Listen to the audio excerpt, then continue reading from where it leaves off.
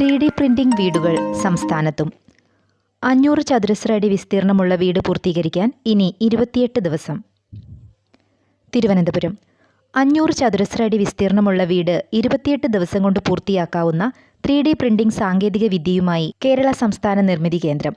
3D digital പ്ലാനും നിർമ്മാണ സാമഗ്രികൾ നിറയ്ക്കുന്ന 3D പ്രിന്റിംഗ് ഉപകരണവും ഉപയോഗിച്ചുള്ള നൂതന സാങ്കേതിക വിദ്യയാണ് 3D പ്രിന്റിംഗ്.